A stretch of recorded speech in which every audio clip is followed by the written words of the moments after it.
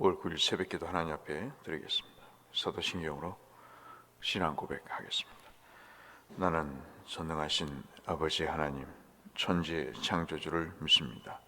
나는 그의 유일하신 아들 우리 주 예수 그리스도를 믿습니다. 그는 성령으로 잉태되어 동정녀 마리아에게서 나시고 본디오 빌라도에게 고난을 받아 십자가에 못 박혀 죽으시고 장사된 지 사흘 만에 죽은 자 가운데서 다시 살아나셨으며 하늘에 오르시어 전능하신 아버지 하나님 우편에 앉아 계시다가 거기로부터 살아있는 자와 죽은 자를 심판하러 오십니다. 나는 성령을 믿으며 거룩한 공교회와 성도의 교제와 죄를 용서받는 것과 몸의 부활과 영생을 믿습니다. 아멘. 찬송가 300장 찬송하겠습니다.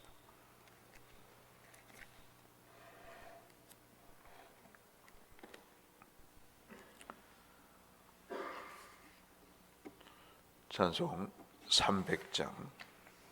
내 마음이 낙심되면 내 마음이 낙심되며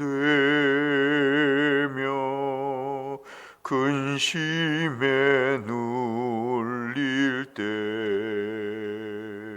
주께서 내게 오사 위로해 주시네. 가는 길 캄캄하고 괴로움 많으나 주께서 함께 하며 내 짐을 풀기네. 그네가 내게 족하네. 그네가 족하네. 이 괴로운 세상 지날 때 그네가 족하네. 희망이 사라지고 전구 날 버려도 주께 계속 사귀며 새 희망 주시네. 싸움이 맹렬하여 두려워 떨 때에 승리의 왕이 되신 주 음성 들리네. 그네가 내게 족하네. 그네가 족하네. 이 괴로운 세상 지날 때 그네가 족하네. 번민이 가득 차고 눈물이 흐를 때 주 나의 곁에 오사 위로해 주시네. 환난이 닥쳐와서 어려움 당할 주님의 능력이 보 원수를 이기네. 그 내가 내게 족하네. 그 내가 족하네. 이 괴로운 세상 지날 때 그 내가 족하네.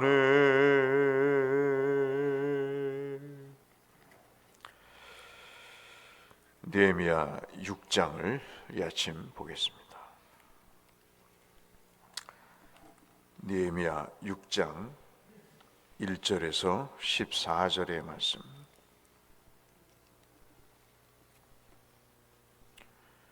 구약성경 734쪽에 있는 어제에 이어서 느헤미야 6장 1절에서 14절을 보겠습니다. 산발락과 도비야 왕, 아라비아 사람 게셈과 그 나머지 우리의 원수들이 내가 성벽을 건축하여 허물어진 틈을 남기지 아니하였다 함을 들었는데 그때는 내가 아직 성문에 문짝을 달지 못한 때였더라. 산발락과 게셈이 내게 사람을 보내어 이르기를 오라 우리가 오노 평지 한 촌에서 서로 만나자 하니 실상은 나를 해하고자 함이었더라.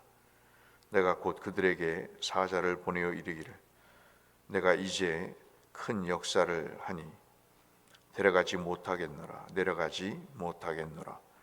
어찌하여 역사를 중지하고 너희에게로 내려가겠느냐 하며 그들이 4번이나 이같이 내게 사람을 보내되 나는 똑같이 대답하였더라. 산발랏이 5번째는 그 종자의 손에 봉하지 붙이지 않은 편지를 들려 내게 보냈는데 그 글에 이르기를 이방 중에도 소문이 있고 가스무도 말하기를 너와 유다 사람들이 모반하려 하여 성벽을 건축한다 하나니 내가 그 말과 같이 왕이 되려 하는도다. 또 내가 선지자들을 세워 예루살렘에서 너를 들어 선전하기를 유다의 왕이 있다 하게 하였으니 지금 이 말이 왕에게 들릴지라.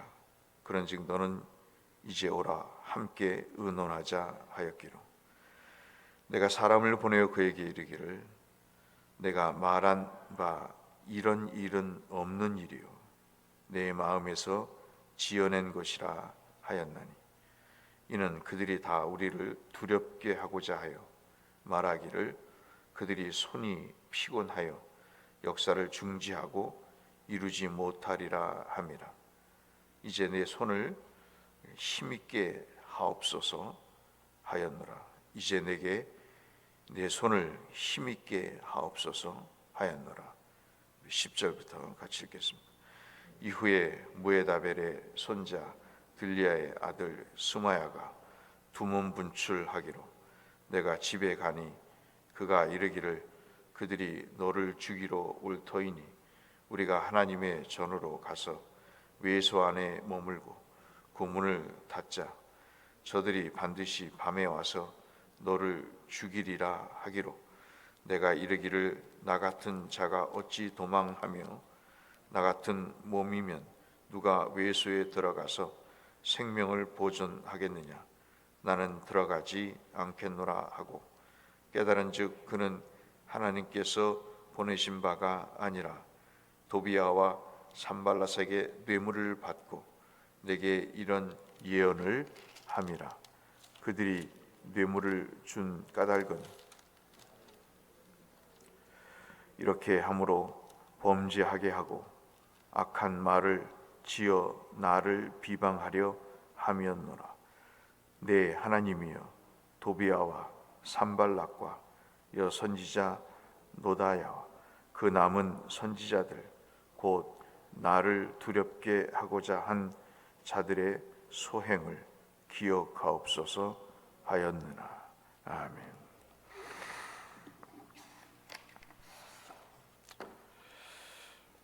신앙생활을 하다 보면 악한 세력은 지혜로운 것 같지만 그 머리가 한계가 있습니다.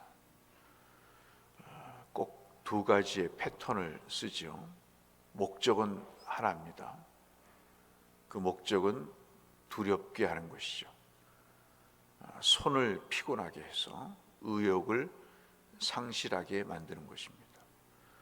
근데 그 일에 꼭 하는 것이 있는데 사람들의 말이 그렇다 하는 말로 시작을 합니다. 왜냐하면 근거가 없기 때문에. 사람이 두려움을 가질 수 있는 가장 결정적인 요인은 사람들이 다 그렇게 생각한다 하는 내용입니다. 그 이상의 머리를 짜낼 수가 없는 것이죠. 오늘 말씀은 바로 그런 맥락에서 주시는 내용입니다.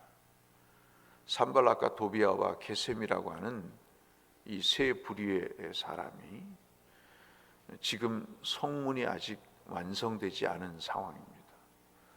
내부 공사가 끝나고 이제 완전히 완공이 되어야 될 상황에 성벽이 완공이 되어 가니까 이제 모든 것이 추스려지기 때문에 그들 자체가 위기의식을 느끼게 되는 거죠.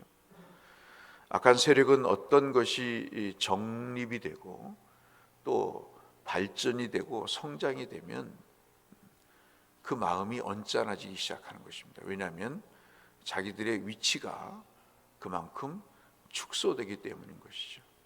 그리고 영적으로 어둡기 때문에 그렇게 의로운 일이 성사되는 것을 눈뜨고 볼 수가 없는 것이 예나 지금이나 똑같은 생리인 거죠. 왜냐하면 그들은 하나님의 일, 하나님의 뜻이 이루어지는 것은 그의 마음에 아예 없는 일이기 때문입니다.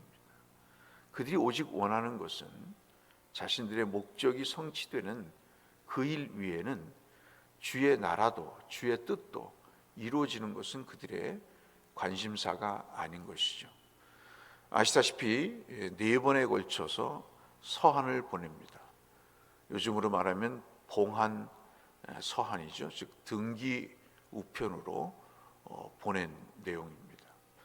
무슨 얘기냐면 예루살렘으로부터 우리가 잘 아시는 한 30여 킬로 떨어진 곳에서 만나자, 오노 평지라는 곳에서 만나자라고 제안을 합니다. 그 제안을 느헤미야가 간파를 하죠. 죽이려고 하는 것입니다. 협박을 해서 너 그렇게 말 안 들으면 그 자리도 온전하지 못할 것이다 하는 그런 협박과 위협을 하려고 하는 것이죠. 그때 느헤미야가 3절에 이야기를 하죠. 공사 중이라 못 가겠다 그렇게 이야기를 합니다. 이것은 4번에 걸쳐서 똑같은 대답으로 이야기를 합니다. 참 하나님이 그런 것 같습니다. 우리가 어떤 사탄의 괴계에서 벗어날 수 있는 유일한 길은 우리의 지혜가 아닌 거죠. 기도를 하면 하나님이 그 지혜를 내가 갖고 있는 지혜가 아닌 하나님의 지혜를 주시는 겁니다. 참 여러분 본문을 보면서 그렇지 않습니까? 앞서도 말씀드렸다시피 악한 세력은 머리가 거까지인 것입니다. 여론이 그렇다는 것과 그리고 네가 세상에서 살아남으려면 내 말을 들어야 된다 하는 것이 늘 그 생각입니다. 그런데 그 일에 대해서 느헤미야가 기도했겠죠. 하나님이 가지 말라고 했을 것입니다. 지혜가 어디서 나오는가 하는 것은 기도할 때 지혜가 나오는 거죠. 이 4차례 제안에 거절을 하자 5번째 이번에는 봉하지 않는, 풀로 붙이지 않는 편지를 보냅니다. 그러면서 여러분 한번 보실까요? 제가 말씀드린 대로 6절 7절에 이러한 협박을 하게 됩니다. 내가 사람을 보내어 그에게 이르기를 내가 말한 바 이런 일인 6절에 그 글에 이르기를 이방 중에도 소문이 있고 가스무도 말하기를 너와 유다 사람들이 모반하려 하여 성벽을 건축한다 하나니 내가 그 말과 같이 왕이 되려 하는도다. 이게 결정적인 모함인 것이죠. 말씀드린 대로 이들은 시나리오를 꾸밀 수밖에 없는 것입니다. 왜냐하면 그 느헤미야의 목을 졸아야 되기 때문에 목을 조르는 가장 결정적인 일은 모반인 것이죠. 이것이 이제 페르시아 왕에게까지 보고될 것이다 하는 것이 7절의 말씀까지입니다. 그러니 여러분, 이 내용이 얼마나 그냥 넘어갈 일이겠어요?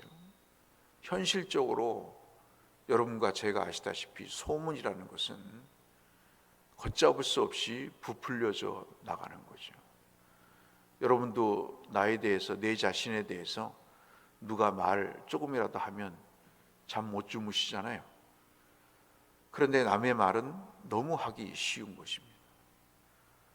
사람은 소문이 날 때 그 소문이 아니다라고 이야기를 하면 할수록 정말 옥죄어져 오는 그런 고통을 더 느끼게 되는 것이죠.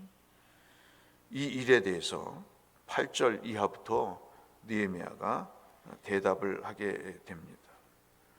이런 일은 8절에 없는 일이요 내 마음에서 지어낸 것이라. 사탄은요, 지어내는 것입니다. 물론 근거가 있을 수 있겠죠. 근데 목적이 있습니다. 9절입니다. 그들이 다 우리를 두렵게 하고자 하는 거다. 사탄도 좀 피곤할 것 같아요. 예나 지금이나 쓰는 수법이 똑같기 때문에 그 이상의 머리를 짜낼 수가 없기 때문에 결국 사람을 두렵게 하여 9절 중반절에 그들의 손이 피곤하여 역사를 중지하게 하기 위함이다. 이제 내 손을 힘있게 하옵소서. 두려움이 느껴지시나요? 저도 그런 때가 있었습니다. 하나님이 나를 버리셨나? 하나님이 여기까지신가? 그럴 때가 있어요. 공부를 하는데 정말 두렵더라고요. 세상에 이렇게 똑똑한 사람이 많은지를 몰랐습니다. 근데 저는 정말 벌레 같더라고요. 지능이 없는 것 같은 느낌이었습니다. 왜 하나님이 나보고 신학을 하라고 하시고 왜 이런 모욕감을 주시는가? 정말 손이 피곤하더라고요. 사람이 스트레스를 받으니까 글이 보이지를 않습니다. 여러분도 그러시잖아요. 의욕이 상실되면 손이 피곤하다는 게 그거 아니겠어요? 의욕이 상실이 되면 모든 것이 하고 싶지 않은 거예요. 세상에 왜 그렇게 똑똑한 사람들이 많은가요? 어제도 같이 공부했던 서울대 법대 출신 목사 한 사람이 뭘 물어보려고 전화를 했더라고요. 얼마나 똑똑한지 몰라요. 그 사람 앞에만 서면 작아 보이는 내 모습이 느껴집니다. 얼마나 또 서울대를 나왔다고 의시되는지 몰라요. 그럼 사람은 더 작아지죠. 거기다가 무시를 하거나 자기가 잘났다고 떠들면 더 내 자신이 한없이 초라해 보이잖아요. 근데 그때마다 여러분 기도하세요. 하나님, 내 손을 강하게 하옵소서. 내 이 피곤한 손을 하나님 강하게 하옵소서. 이 낙심에서, 이 두려움에서 하나님, 내가 손 놓지 않게 해달라고 느헤미야처럼 기도하시면 얼마나 좋겠는가 하는 것입니다. 오늘 본문의 말씀은 사탄은 우리를 두렵게 합니다. 두려움이라고 하는 방해가 우리에게 분명히 있습니다. 사탄의 목적은 그 하나입니다. 두려워하게 해서 나를 신앙에서 떠나게 하는 것입니다. 지금 하고 있는 역사를 중단하게 하는 것입니다. 그거 외에는 사탄이 요구하는 것이 없습니다. 하나님이 꼭 붙들어 주시면 좋을 텐데 하나님도 내게 맡기시죠. 어떻게 하나? 그 어려움에서 어떻게 믿음을 지켜나가는가? 어떻게 저가 어려움이 있고 두려움이 있지만 어떻게 저가 나를 믿고 기도로, 신앙으로, 그리고 하나님의 뜻에 의지해서 자신의 삶을, 자신의 사역을 이루어가는가? 여러분은 두려운 일이 없으셨나요? 있으시잖아요. 낙심되는 일이 없으셨나요? 있으시잖아요. 여러분, 저는 삶을 살면서 이해 안 되는 한 가지가 있습니다. 어느 집에 시집을 오잖아요. 그래서 며느리가 된다고요. 구박을 받습니다. 근데 그 며느리가 시어머니가 돼서 또 며느리를 구박해요. 저는 세상 천지에 그런 미스테리가, 풀리지 않는 미스테리가 또 있을까 하는 것입니다. 우리에게 어려움이 있습니다. 서름도 겪어봤어요. 싸움도 해봤습니다. 믿음의 공동체에게 필요한 게 뭘까요? 두려움을 주는 일일까요? 다 고생해봤잖아요. 다 힘든 과정을 겪어봤잖아요. 그럼 어떻게 해야 됩니까? 여러분, 우리가 힘들더라도 하나님의 뜻을 따라 살아보자고 격려해야죠. 사람을 두려움을 주면 되겠습니까? 있는 신앙마저도 빼앗는 그런 일을 하면 되겠습니까? 어제도 말씀드렸다시피 하나님이 책에 기록하신다니까요. 이 성벽을 건축한 사람들과 성벽을 방해한 사람들의 이름이 성경책에 기록되어 있다고요. 이걸 누가 지우겠어요? 여러분, 오늘도 한번 본문을 보시면 마지막으로 여러분 이 말씀을 꼭 기억했으면 좋겠습니다. 14절 말씀이에요.